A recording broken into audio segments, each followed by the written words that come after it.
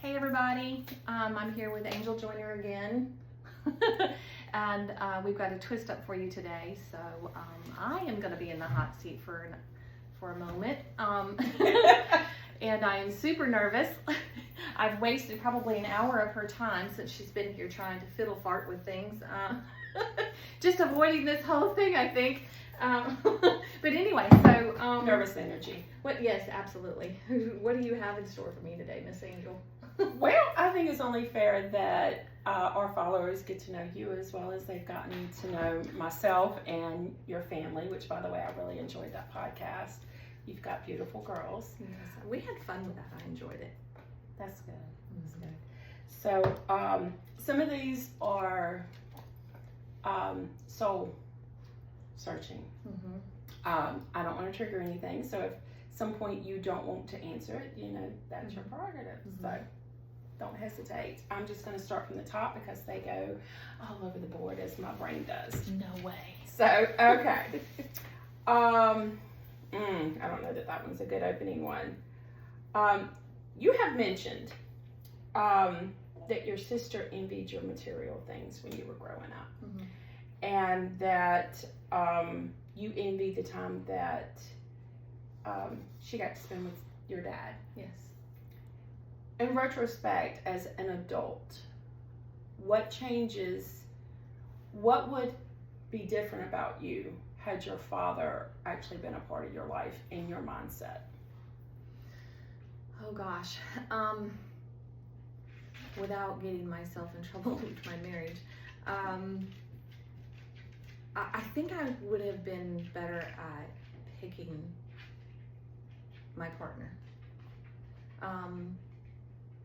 I've picked a lot of wrong partners, searching for what I didn't get from my dad, and ultimately picking people that are more like him, that are emotionally unavailable and more self-aware than aware of their surroundings and their families. I like to joke and say my picker is broke. My picker is broke. I would have to say I would have a better idea of what a man in a relationship with a woman should be had my mom and dad stayed together and made life work. I didn't get that. My aunt and uncle that fostered me for the latter part of my years until I turned 18 and decided I needed to go out on my own. They showed me what love and marriage and family and a relationship with God truly is. Even though I've always had that, there was always something in me that always had that. But yeah, I think I would have been better at picking my life partner than I have been.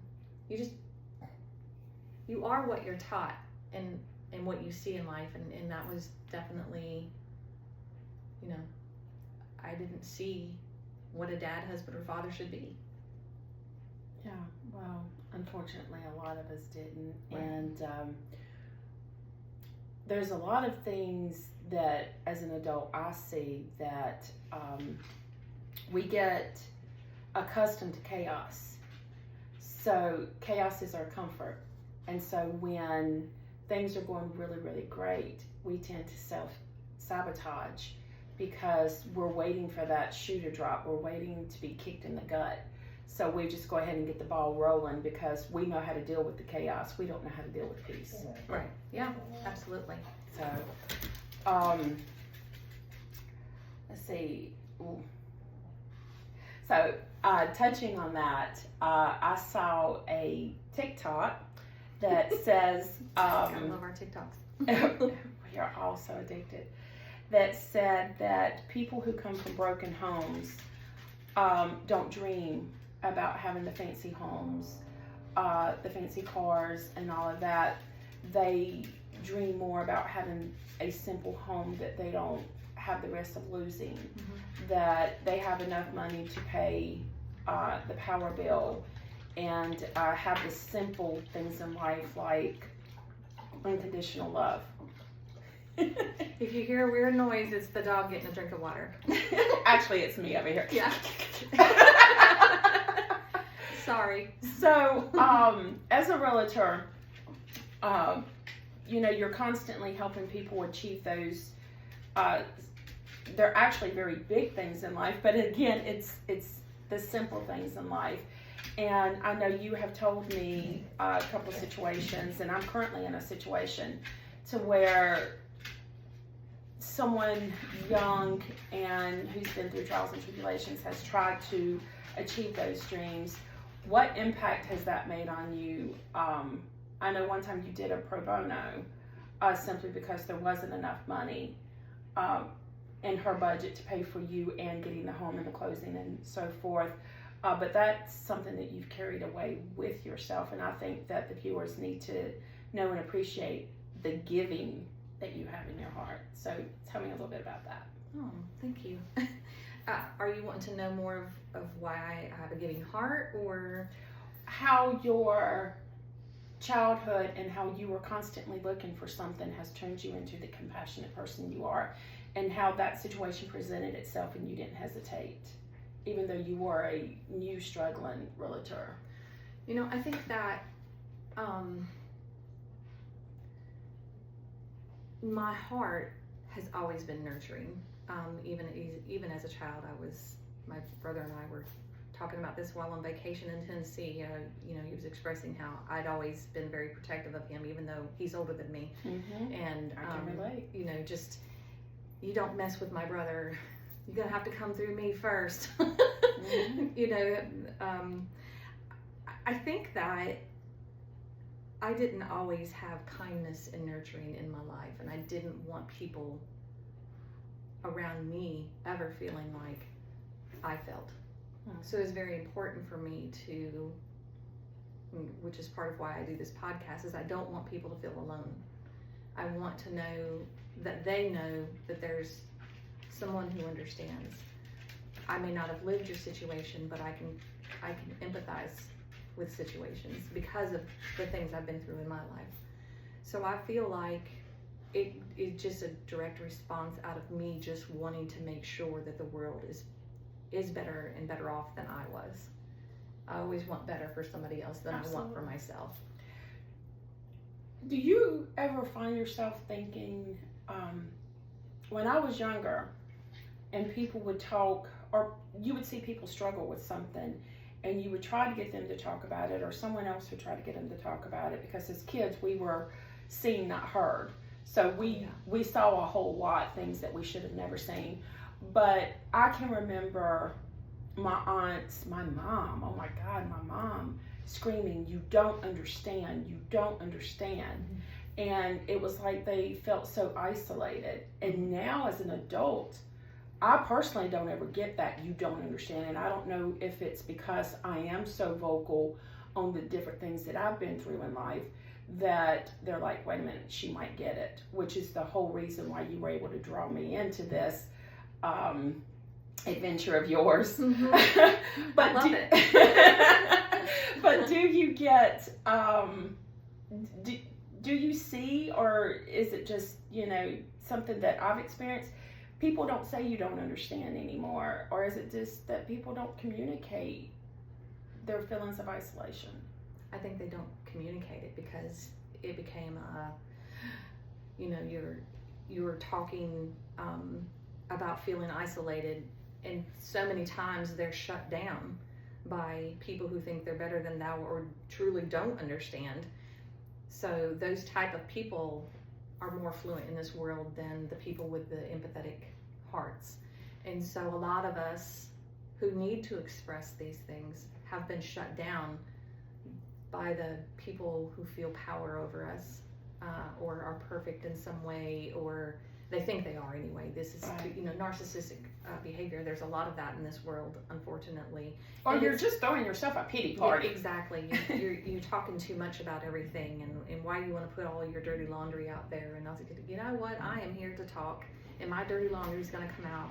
And if you don't like it, don't watch my show. And that's just how I feel. And I'm sorry, we grew up and we live in the South. Everybody's talking about your dirty laundry. Oh yeah, So- absolutely. The tea is spilled every day around the water cooler. Exactly. So let's just go ahead Yeah. and clean up that dirty laundry and put the truth out there the versus truth everybody out else's there. version of the Yes, truth. exactly, because it's definitely watered down when it gets around to everybody else. I just think so many people have been shut down and made to feel like they're bad or there's something wrong with them if they voice Or they asked something. they asked in some form or another for the things help. that have happened to them to have happened to them, and so Yeah. they're carrying a Oh lot yes, of guilt. absolutely. Well, we're made to feel that it's our fault. Even again, love your mom, but I will bring this up. As a child, I tried to voice things that were going on. She basically, just be quiet. We don't talk about these things. Let's just shove it under the carpet. So I learned at a young age that people, even my own parents, didn't want to hear anything bad. They just want to walk around with closed eyes and pretend like there's nothing wrong. I'm real bad about playing devil's advocate, but it's not because I'm trying to defend them, but it's because I want to walk around the entire issue and try and see it from a different perspective. So, can you for a second, and this isn't one of my questions, you know how I get on my tangents, think about your mom's feelings at that moment when you were telling her that, the kick to the gut, the oh my God, if this gets out, she's going to be taken away from me. I don't have the money to get out and survive on my own and raise kids. Can you imagine for a second what it was like to her? Not that it excuses it. There is no excuse. If your child comes to you with something, for the love of God, listen, react, because what you do at that moment can cause more damage than what was actually done. Oh yeah, it impacted my life. Many of the things that was done impacted my life, but it has made me who I am. I do think that, and I think that's why I have a level of forgiveness for my mom that a lot of people wouldn't have, because I'm able to see her in those situations. I can see her. I've just been through enough and studied enough therapy and all these things to be able to sit back and look at things, and not to make an excuse for the things that have happened, but to find peace in it so I can find forgiveness for her in my own heart. I'll never forget. Right. Nobody But can. my peace in my heart, again, I've said this and I say this numerous times, I have my moments where I get all assed up because I start to think about things and I get mad because of this and that, but I have my moment, and then I stop and I reflect and I think about why she would have done the things that she did. Because I've not been innocent of not doing bad things. So in my life lessons as an adult is trying to be a parent, broken marriages and that kind of thing, I'm able to understand her a little bit more. I don't understand all of it. Some of it I think is just straight denial with her. If she don't admit it, it's not true. If she don't admit it, it's not true. And if she admits it, it makes her a bad mom because she put us in those situations that allowed these people to come into our home or in our spaces, or brought me to those homes where the people were doing things to me, these men. So that all, if she was to admit that, then she lives with that guilt of, I should have protected her and I didn't. So I understand that. I get it, but it still pisses me off. Yeah. And I get angry because she doesn't really talk to them much anymore, but she would still talk to them. Even gave one of them my phone number when I was living in Texas and was just going through a lot of my memories coming back and having to learn to navigate through some of the things that I had put out of my mind. That my first divorce kind of brought all out in me, which ultimately ended my marriage because there was something that was happening and all that just I broke and I spiraled really bad. and I had to go through therapy, and I was going through all these memories that were coming back that I hadn't had, and remembering the things that had been done to me as a child. In all of that, you know, she gives one of these people that have done this to me my phone number, and he calls me, and I'm, you know, I'm like, well, how did you get how did you find me? Like, and he tells me it was my mom, and blah blah blah, and of course then I call my mom up, and I'm like, don't you ever do that again. Right. And I didn't talk to her for a long time after that. I had a super hard time even mentioning her name. I was so angry. I didn't, and to this day, I guess it's just her denial. That's the only thing I can think of. I don't understand why somebody would do that. It felt like she was trying to hurt me. I don't think she was, but in that time, because she didn't know who I was at all. She doesn't really still know who I am, but she knows enough. You know, I have to keep her here, and she knows that. I think she keeps me here. So in that, I would say that, you know, this is my nervous self. Our hands are doing this, guys. Yeah. These are tough subjects to talk about because my mother is 72 years old. Mm-hmm. I don't know how much life she's got. And I know how much at 52 I want to be at peace with myself and live a peaceful life the rest of my life. I want her to have the same. Irregardless of the hell that she has put me through, and the abandonment and the aloneness and the not feeling like I was ever good enough for her to love properly.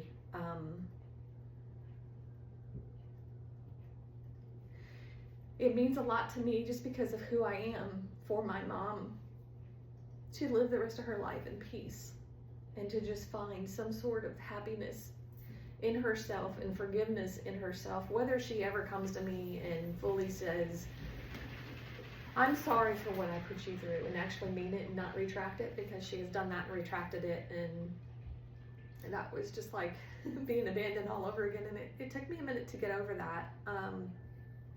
There's a lot of hurt, obviously, and I'm just one that I just want people all around me to have peace. I just want people to be happy. I just want them to be fulfilled and feel loved and never feel abandoned and alone. And so I guess that's really why I'm here and doing this podcast, is because I don't want people to feel what I've felt in my life. But at the same time, Barbara, you can't choke it down. You've been choking it down for 52 years. I have.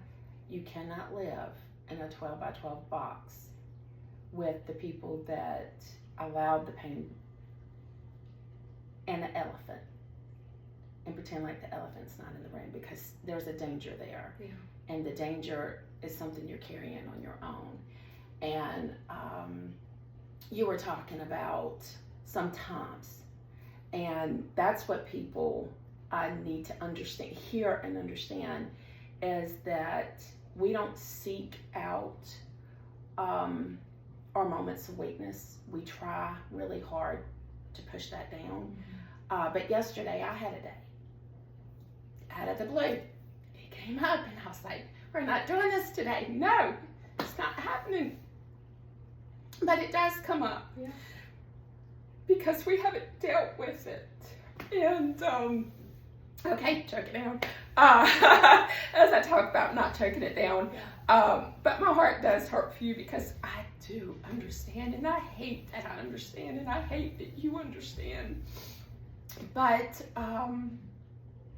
it comes up randomly, and it's like, what did I do to deserve that? And the fact is, none of us We deserved didn't do it. anything to deserve it. Right.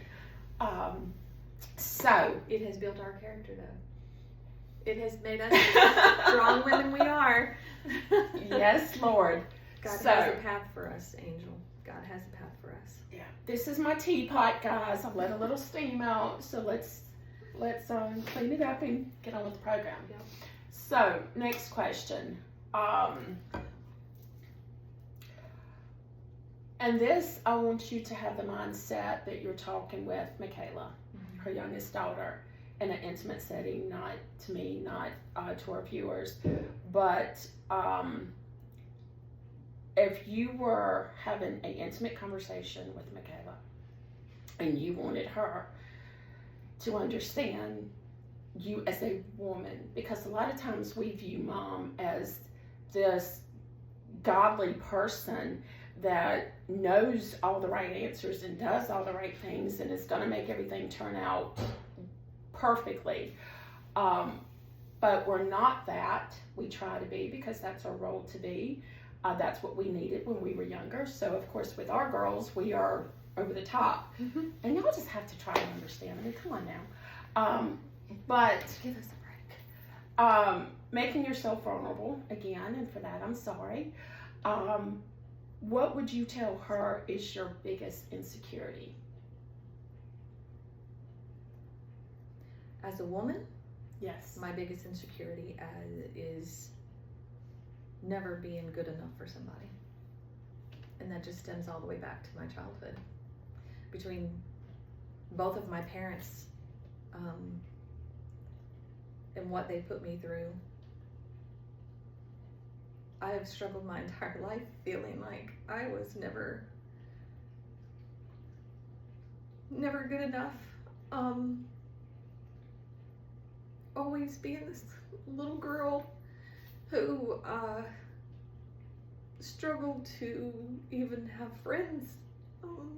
I sat on the steps a lot with the teachers because nobody would play with me. They didn't like me because I was a fun-a-man and I was dirty and I wore wholly clothes with holes in them, and we were poor. I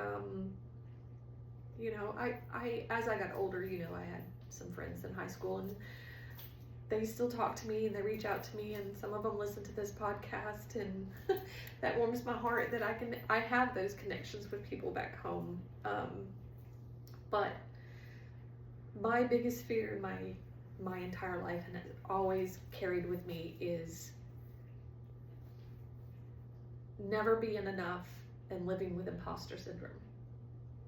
I've wanted to do this podcast for years, but I never thought that anybody really gave a shit about what I had to say. Well, obviously you're wrong. Right? And God, like your book, just kept nudging me to do it. And we all love TikTok, or most of us do, and I've been on TikTok, on the side of TikTok where you have all the clairvoyant people and whatnot, and one of them out of the blue one day said, "I have a message for you. You're supposed to be doing something with your life, and I'm seeing videos. You're supposed to be out doing something with your life, and it has something to do with videos." That was about a year ago. God will communicate with you. Mm-hmm. So, Yeah. but okay, let's get our drawing pad out, okay? And let's draw the perfect Barbara. As an adult, you're no longer a child. You're no longer depending on others to provide your clothes. So you no longer have holes in your clothes. Mm-hmm. You're on social media and you have a following, and you're a successful realtor, and you have a husband that, from my point of view, adores you.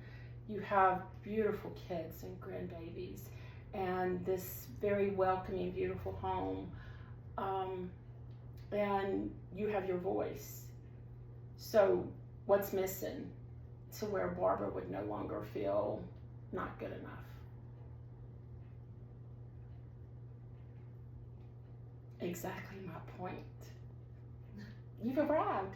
Peace in You my are soul, good really. enough. A peace in my soul. I think if I had peace in myself and could get past the hurt that has been in my life from people who were supposed to love and protect me. But baby, you're choking it down. I know. You can't get it gone until you get it out. Yeah. And maybe it's gonna have to be a very honest, gut-wrenching, look at me, you're going to acknowledge this conversation with your mom and do it from a respectful, loving perspective and say, I need this, you need this, because it's something between you two that you're not going to, she's not gonna have the peaceful last years of her life, and you're never going to get closure and be able to get rid of this I'm not good enough mentality until you get the elephant out of that box. And I know this because I've done this with my mom. Mm-hmm. And it was not something intentional. It came out when my sister-in-law passed away, and then my divorce followed that, and I couldn't continue to fight her. Mm-hmm. So she happened to have said something one day, and it all came out, and it came out ugly. Mm-hmm. And I did finish the conversation with, Mama, I forgave you years ago. I love you. I want you to be a part of my life, but ultimately that's your decision. Mm-hmm. And she made the decision not to be a part of my life, and I respect that. It hurts, and I wait for the phone call every day, but I got the elephant out of the room. Mm-hmm. And it's empowering, and it's something that I want for you. It's gonna hurt, but there is such a great gift on the other side of that. So I encourage you to do that. I have the fear of doing that because I thought we had done it, and then she flipped script on me and took it all back, basically. So, my therapist has told me, well, you have two choices. You can learn to move on from it and find peace in your heart over it, or you can say something to her, but you cannot expect her to respond to you in the way that you feel you need her to respond. Yeah, because God knows my mom didn't. Because she's probably not going to, because she has spent her entire life ignoring it and pretending like it wasn't there. And she lives with that elephant in her room because she chooses to do that. Have you ever asked your mom what happened to her? Oh, I know what's happened to her. She's told me things. And that's why it's easier for me to forgive her. But there are those deep wounds that you've touched on. There are those deep wounds in me from the things that has happened. But I have understanding. I still carry that I'm not good enough. And I'll just say it, my husband does love me. He was one person, then he changed a little, and then I've spent years trying to figure out why I was not good enough. What was wrong with me? Why did he change the way he loved me? And then I realized, okay, through therapy and soul searching and things like that, it's not me, it's him. He's the one always waiting for the other shoe to fall off because he's been abandoned by all his mom left, his ex-wife left, his second ex-wife left, the marriages and all of his relationships always fall apart. Well, I've come to figure out it's more of, not so much his mom, but his wives, because of how he was taught to be a man and to be emotionally unavailable. So he has that aspect about him, as well as just thinking he's not good enough and that the other shoe's going to fall off at any time and I'm just going to up and leave him one day. So he's lived with that. Instead of living in the moment and loving us and our relationship, he lived it with waiting on me to leave. So he's decided not to put effort into the marriage. I know these things, and I've told him these things over and over again. And he shows up a little bit, but he can't get past that child in him that feels like he's not good enough. His demons. Fear of abandonment. Yes. And that's something I am so overwhelmed by. Mhm. And so I can relate from his perspective. Mhm. And I do keep people at a distance. Mhm. My sister, we were raised separately, and we try so hard to have that relationship. But we'll get together and things are great, absolutely great. We have the best time. Mhm. And then we go home and we're like, yeah, no. And it'll be another 3 or 4 months before we speak. So I get that, and Yeah. it's something very, very hard to deal with. But I mean, Yeah. God knows. I'm trying. We're in progress. Yes, I'm trying. And from a partner's perspective, yeah, that's got to be so hard because, damn it, I'm fighting for you. Let me. Mhm. So, again, kudos to you. So, I'm trying. I'm angry right now. I'm at an angry point with him, and he knows that, and we've discussed it. I'm at an angry point because now he wants to show up, and he's somewhat trying to show up and figure it out. but now your insecurities are kicked in. And he wants me. No, I don't have any insecurities. Honestly, I don't know.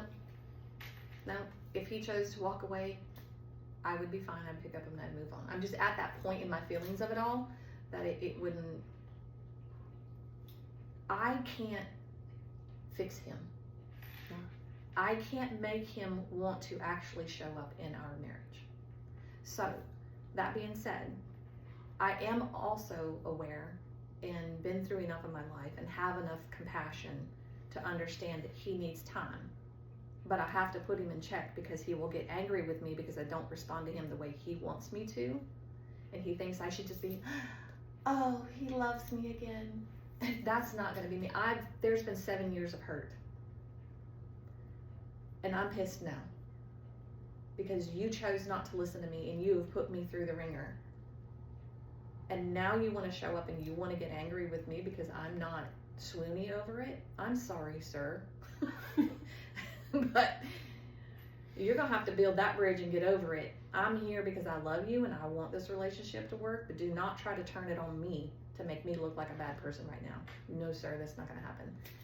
And I feel like that's because of the strength that I've built of myself over the years and through this relationship of grappling with what's wrong with B, realizing it's him, and then trying to figure out how to help him to help us.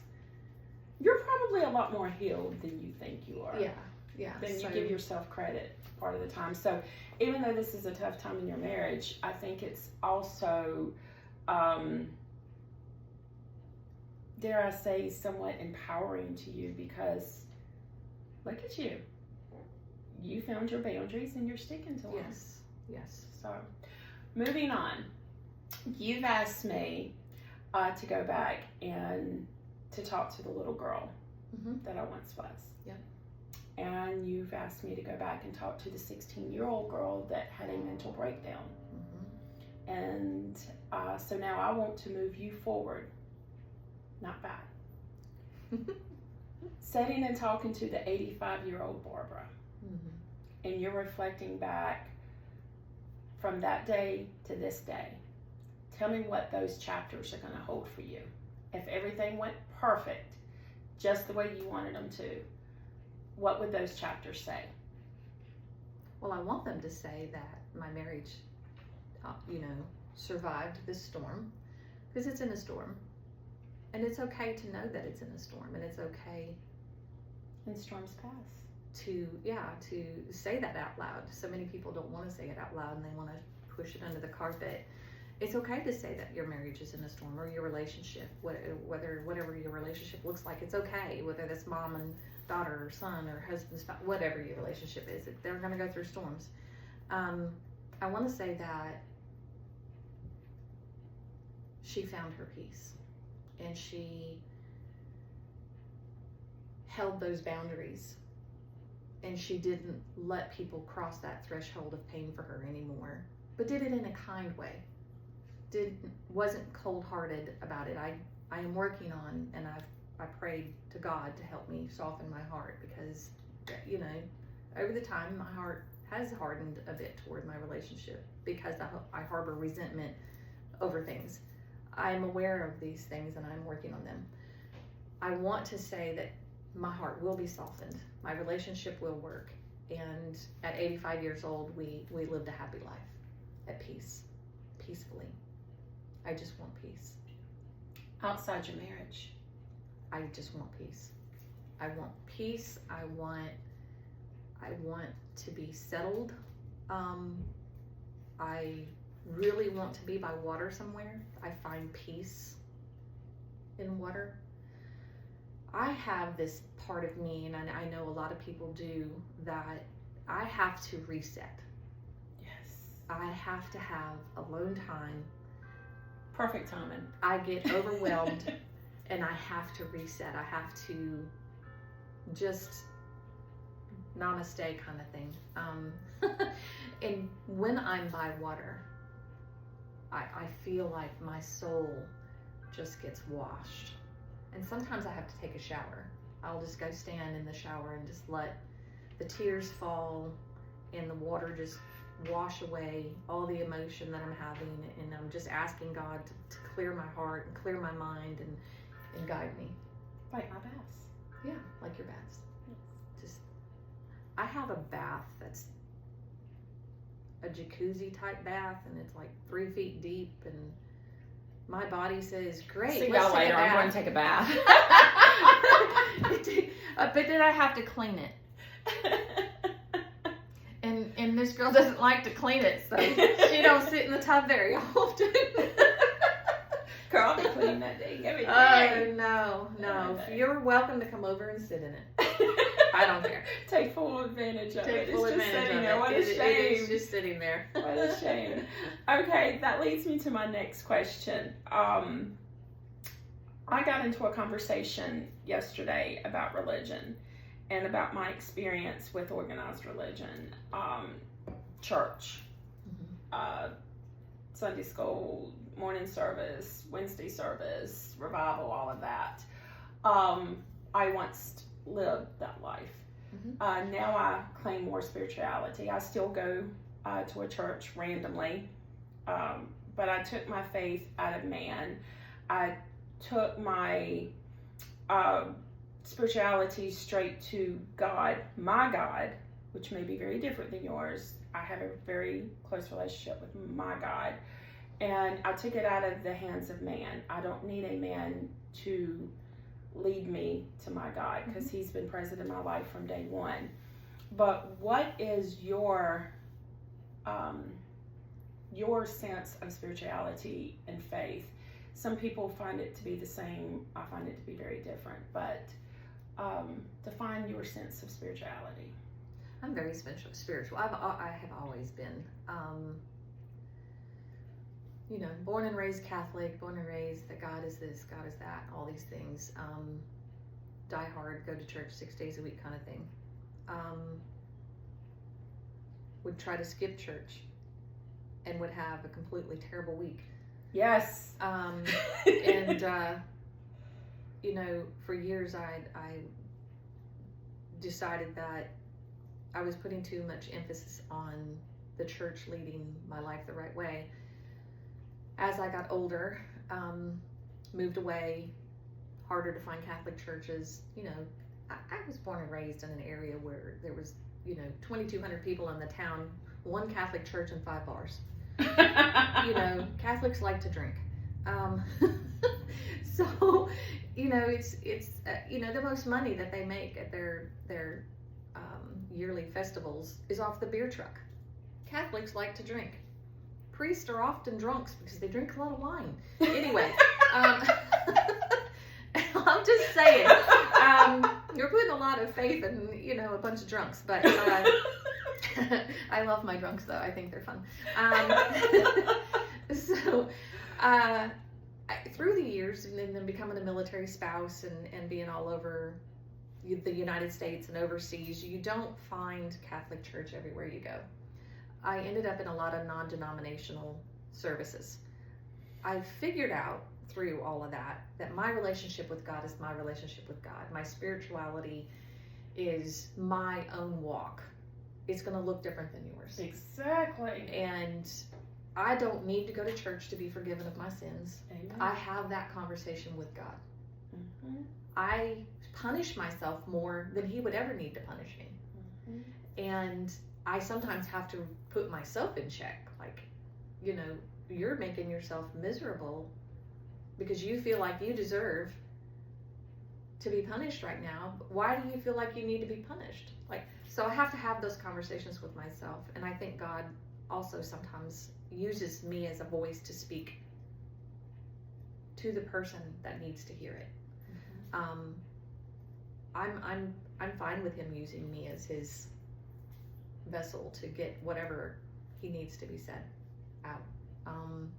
And if you don't like religion, or you don't like God, or you have an Allah or whatever, I don't really care. I don't care what you do. That's your walk.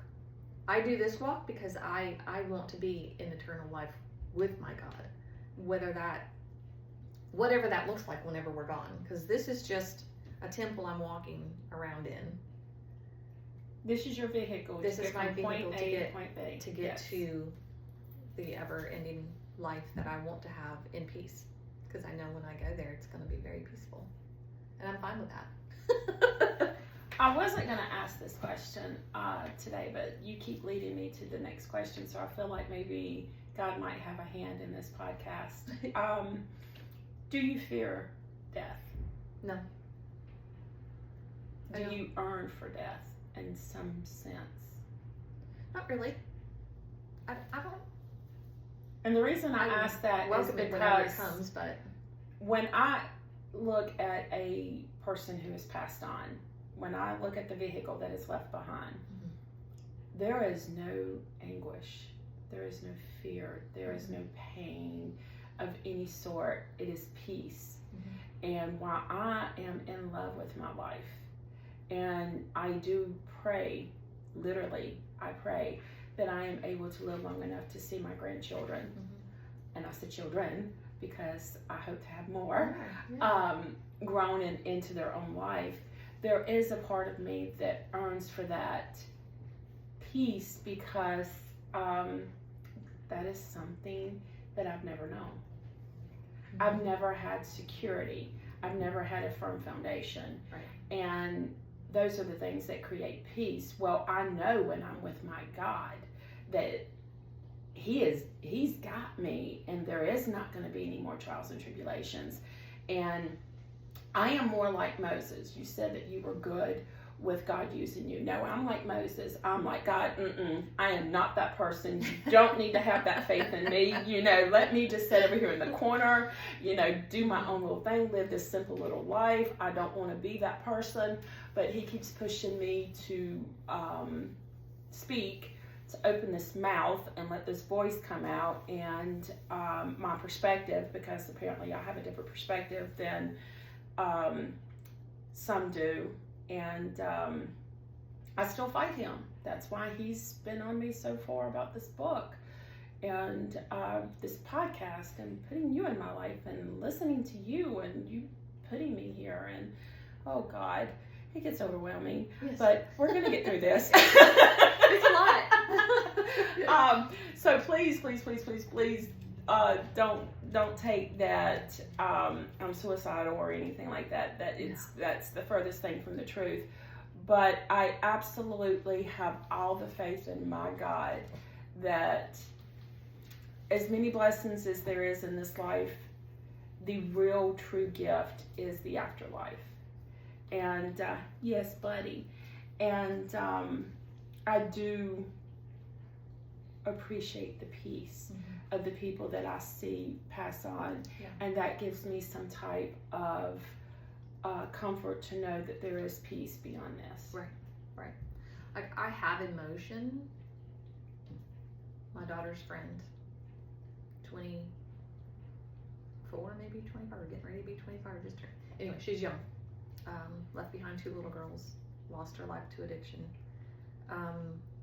We think, we're not really sure, they haven't given us straight answers on what happened. Her mom found her, and that was the end of it. So, I hurt because my daughter was hurting, and I just felt some sort of overwhelming feeling while I was in her memorial service at the church. But I also, my heart is kind of just at peace because she's no longer struggling with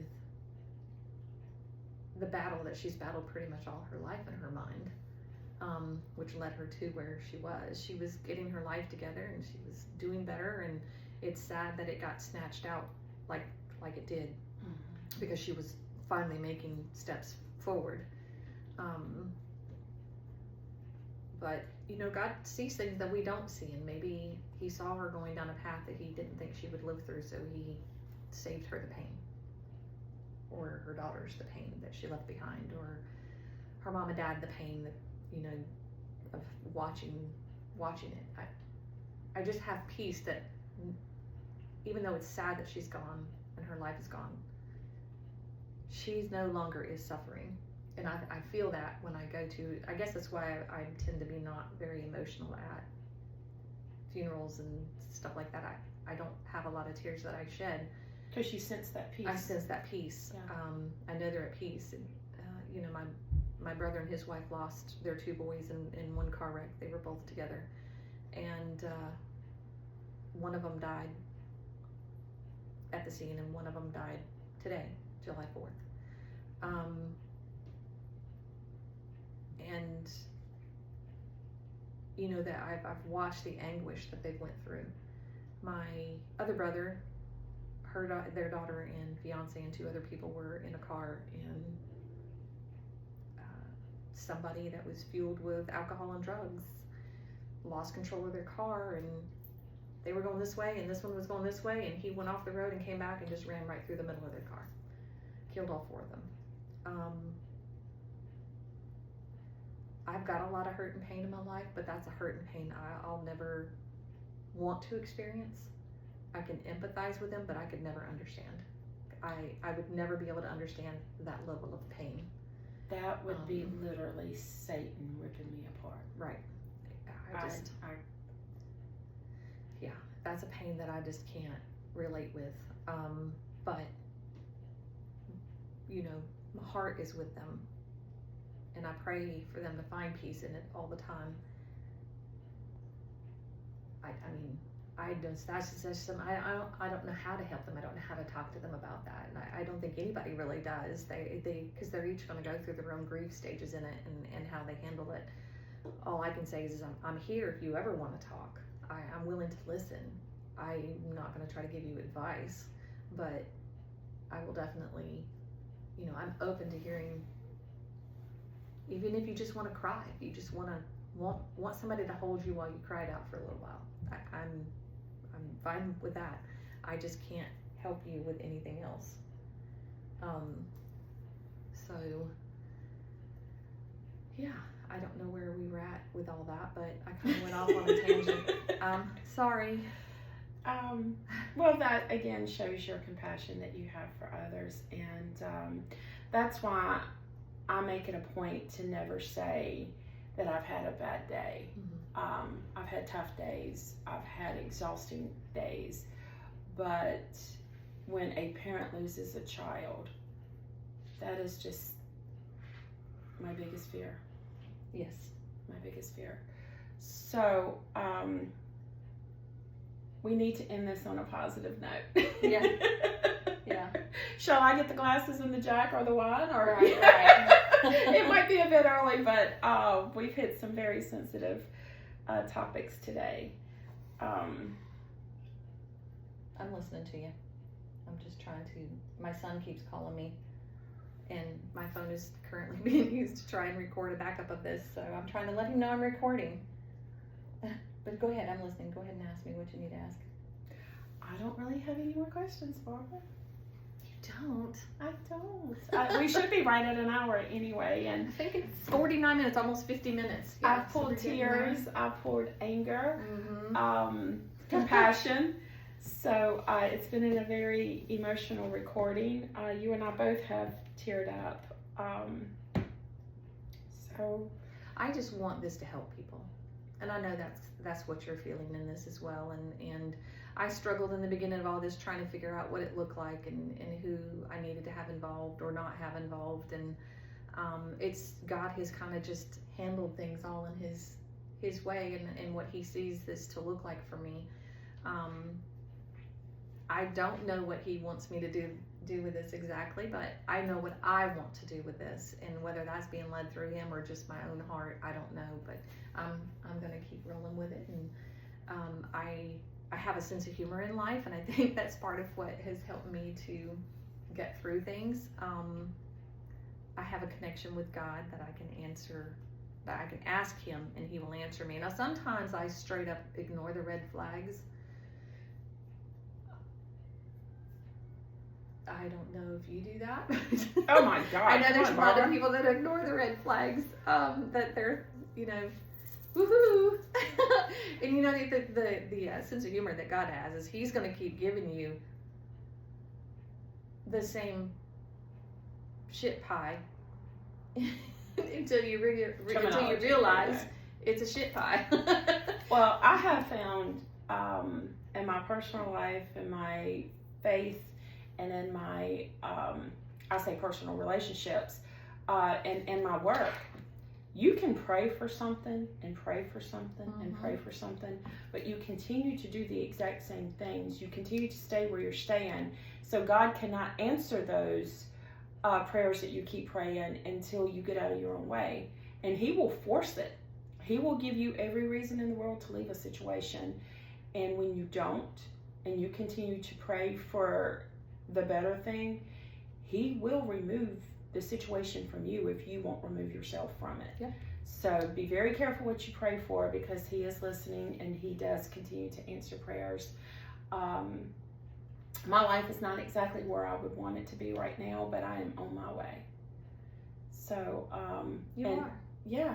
And doing this podcast is, it's fun, and it has given me a sense of empowerment, because I've never considered myself a victim, but it's given the 16-year-old outspoken me a voice to say, you know what, you damn right I lived and I survived. That's right. And look at me now. Look at you now. Look at me now. I And just wait, because it gets better. I knew the angel when Angel was, a joiner. She's still a joiner, but the angel outside of that aspect of her life to the angel that she is now. I saw a woman that was bold and powerful then, but the woman that I see now is a much softer, bold but powerful. Like you found a level of peace, I think, in where you are. I'm no longer trying to fit into a mold. Right. I guess that's the word I'm trying to get to. That you were trying to be something here, and someone like me who can read people, and I'm kind of like, I pick up on things from people. I'm not trying to declare that I'm clairvoyant or anything like that. I'm just saying that I feel things from people. And things sometimes are Their really energy. heavy. I definitely feel their energy, and it gets heavy sometimes. And you do too, believe it or not. Yeah. Yeah, People do. Yeah. When they hear people talk like you and I do sometimes, they're like, she's up a rocker. But have you ever walked into a room or met somebody, like your brother brings this girl home and or over to your house, and you're sitting down to have dinner, and you're instantly like, I don't like this person. Don't like, yeah.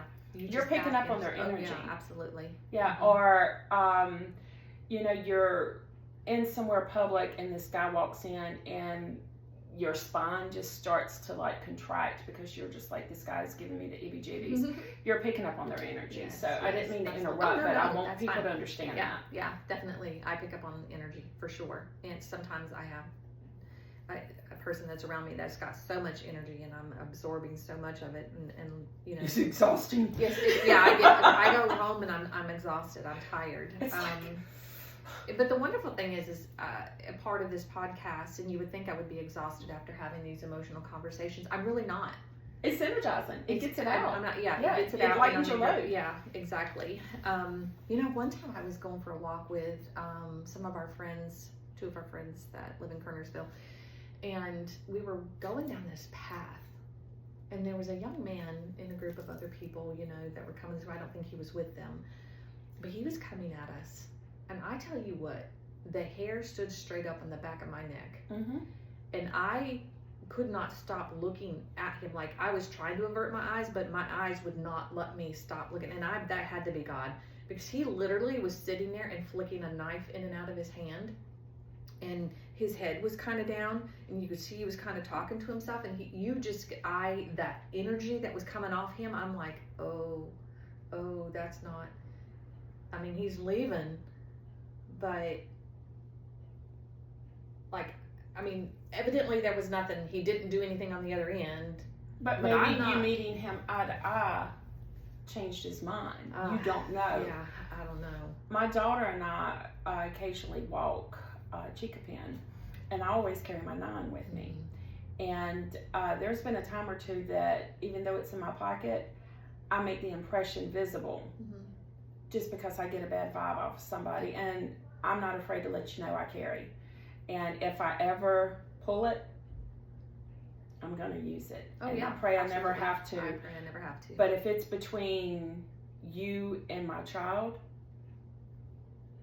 you're fixing to meet your maker. Yeah, absolutely. So, and I never even brought it to her attention, Yeah. Because that's my job.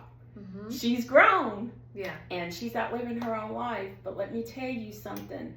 I will meet my maker in the next 5 minutes, or I will rock that orange jumpsuit.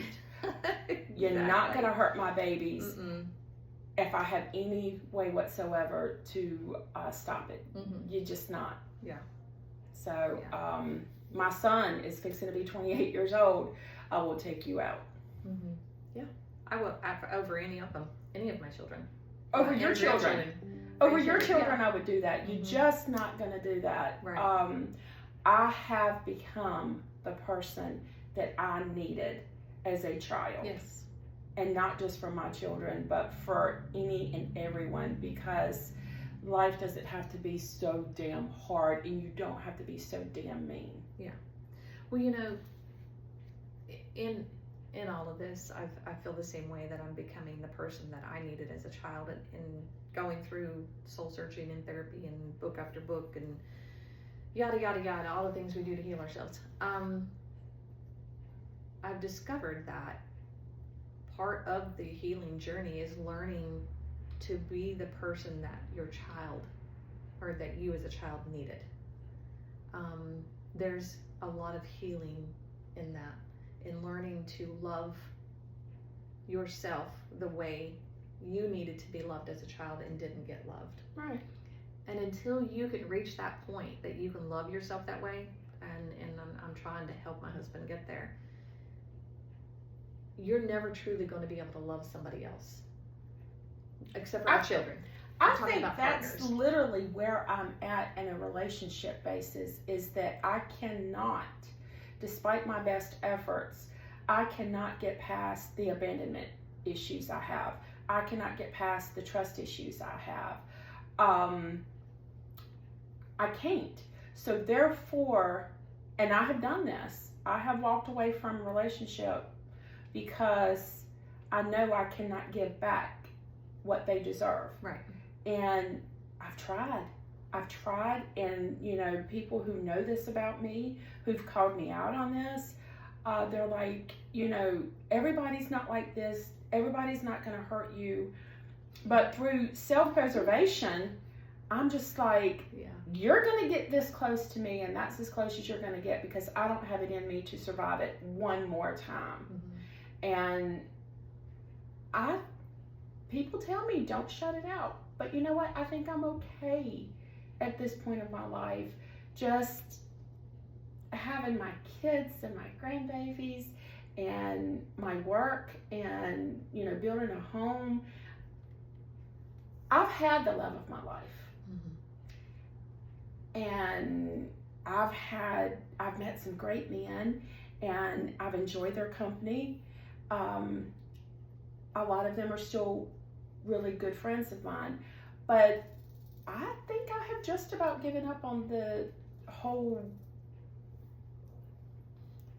thing.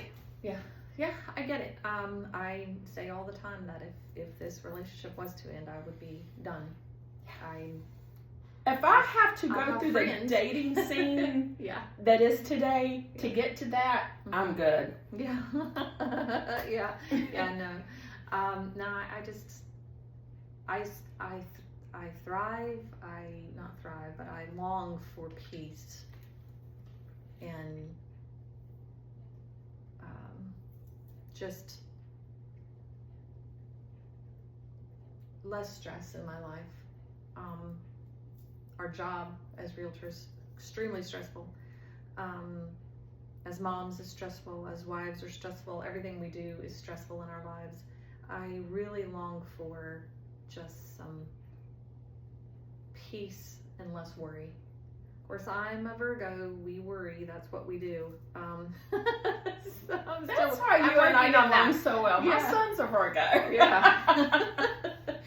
Yeah, so we are worry-warts. We're going to overthink everything. I'm an Right. Aquarian. Well, there you go. It's not me. It's where I was born. I promise. It's That's just my right. DNA. That's so funny. It is our DNA. But yeah, I think I would be done. I wouldn't want to have another relationship.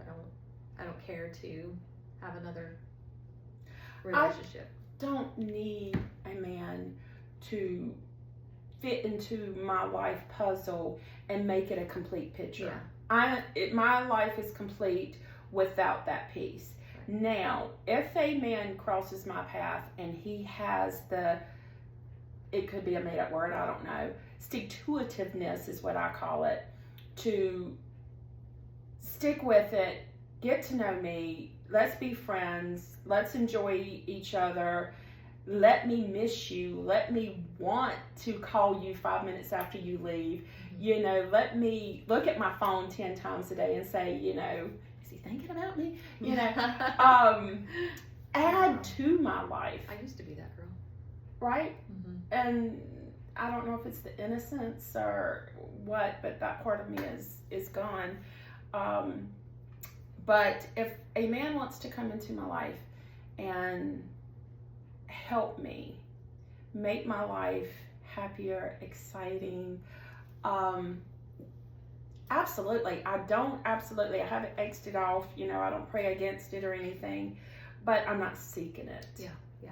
That's why I say I think I would be fine. I think, because you just never know what God really has in store for you. I will say that to answer kind of what you said there,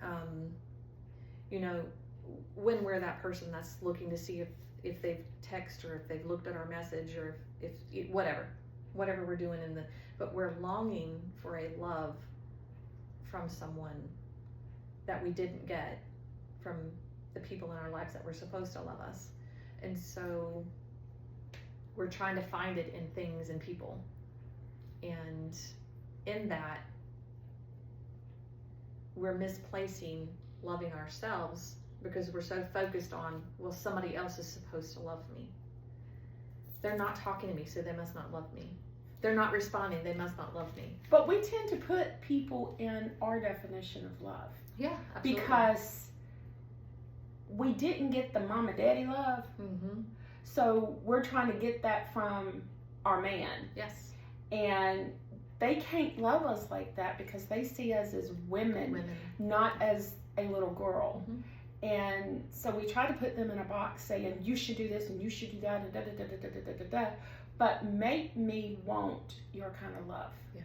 Make it so deliciously tasteful that I'm craving it. Don't make it something easy for me to say. Thanks, but no thanks. Thanks, but no thanks. That's right. And that's the majority of it out there now is, no, not really hungry right now. Okay, thank you for that. This has been a great recording this time. I look forward to some more hot seat questions. I'm not sure what Angel and I will be up to from here on out. I'm supposed to have one with my son. Not sure that's going to happen. Hopefully it will at some point. Right now, Angel and I would like to kind of plug Freedom House. You probably can't really see this, but it does say Freedom House on it.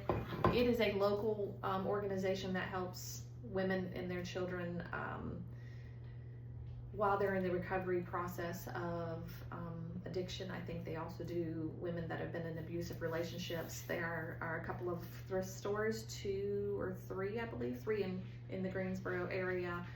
In the Summerfield area, they also have a farm where you can go and get coffee and some baked goods. You can go and pick flowers, and they also have fruits that they have and vegetables that these women grow. There's a place out there that they live. So just want to plug the Freedom House in Greensboro. They need a lot of donations at the thrift stores if you're looking to give away furniture and things like that. It helps these women. All the money that's made in the Freedom House obviously goes to pay for the locations that they're renting for the thrift stores, and the employees, but it also, the money goes to the women to help them to stay above board and help them to realize that they can have peace in their lives without the addiction or the abuse or whatever it is that they're going through at the time. Thank you guys, and we'll see you next time.